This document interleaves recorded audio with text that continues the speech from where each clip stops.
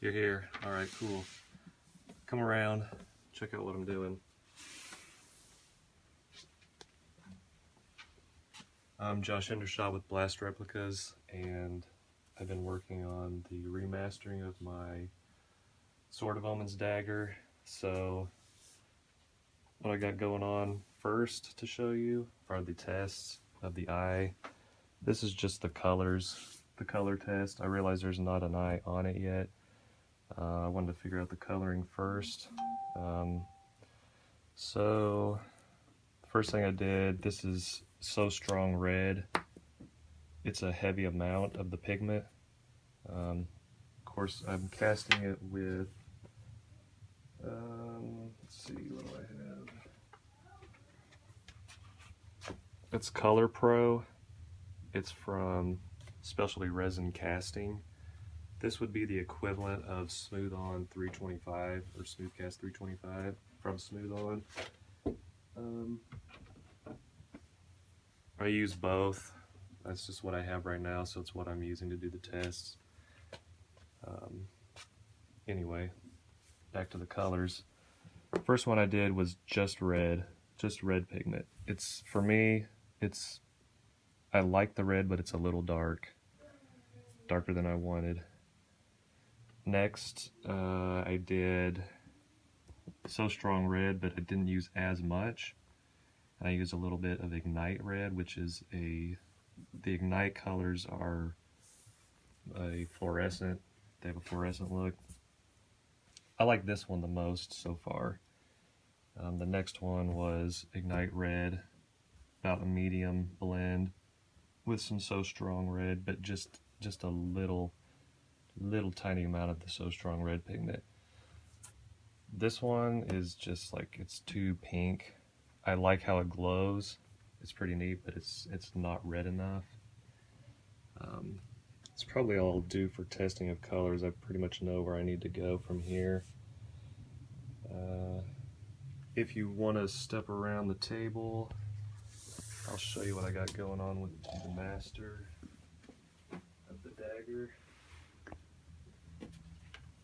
So I didn't change anything with the Dagger for the remastering. I just have to remold it. Right now I'm about halfway done with making the mold box. I usually will use their faux wood blinds. They're really flexible. It's basically, I think the material is an expanded PVC. A lot of people call it Centra. I like using it because it's really easy to cut. Like you see here, I ended up just doing straight shots, but I could have, with my heat gun, I could have heated this up and bent it to shape, but I didn't do it this time. To get where I'm at right here, what you see, I'll start out first with my clay. You got to use a non-sulfur clay. It has to be, or else the silicone will not cure. I'll get a bucket of like really hot water, put the clay in it for just a few minutes, and it gets super pliable.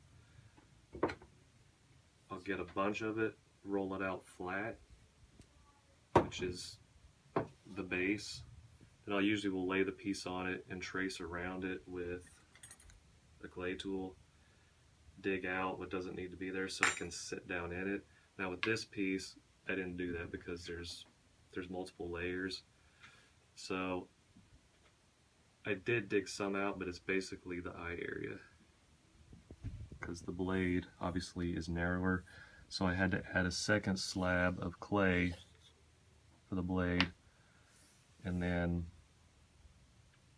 just worked my way around with this tool to blend the clay into the edge all the way around.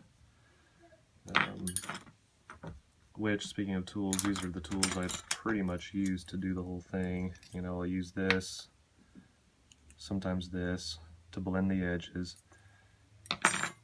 This one here works really well for digging out the clay. I'll use this for stuff where, like these areas, are super rough. And before the silicone is applied, you want to add a silicone release agent, okay? This is a spray, obviously. But when you're getting in really rough areas like this, I like to just use Vaseline. Put it on the brush, then brush it into the area. That way you know, I know, it's good and saturated. The silicone will come off without any problems. And then of course before I add the silicone, I do go ahead and spray the whole thing a couple times with this.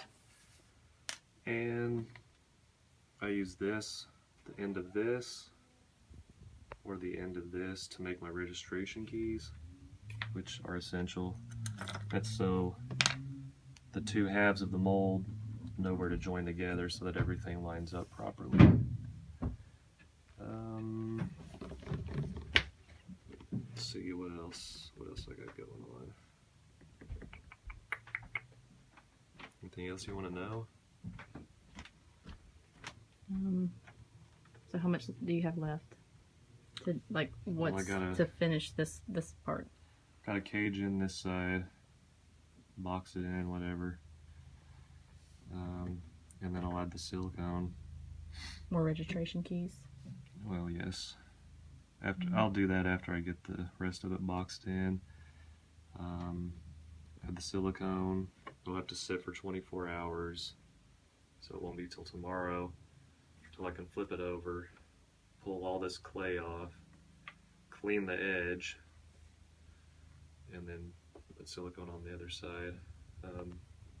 While I'm doing that, I'll be working on the handle. I got some stuff I got to change on the handle, and then I'll go through this same process for the handle and get a new mold made for it. I've got to. Well, I don't want to give away what I'm trying to do with the eye here, but I've got some stuff I got to do to make the actual eye that goes with this. But if you want to come closer, you can see how I did this. It just simply sits down in there. I did it that way to make kitting of this easier for the buyer. They won't have to paint up an eye. All they'll have to do is paint the dagger, of course assemble the handle, and then when they're ready, just put whatever adhesive they want to use down in here, set it in there, let it dry, and it's done. It's going to be fantastic. That is about it. So how long does it take you to do the claying up? Claying? Mm-hmm. Or depends. This has taken me way longer than I expected. It always takes longer than I expect. Several hours usually, because I'm too meticulous with it. I probably don't have to be as clean as I am with it. It's like, it's almost like the clay work itself is an art piece. Mm-hmm. It doesn't have to be as nice looking as I make it, but I can't help myself.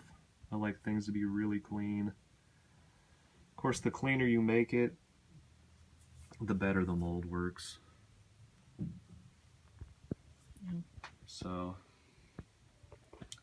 I guess you can go ahead and get out of here. You can come back later if you want to. I will. See ya.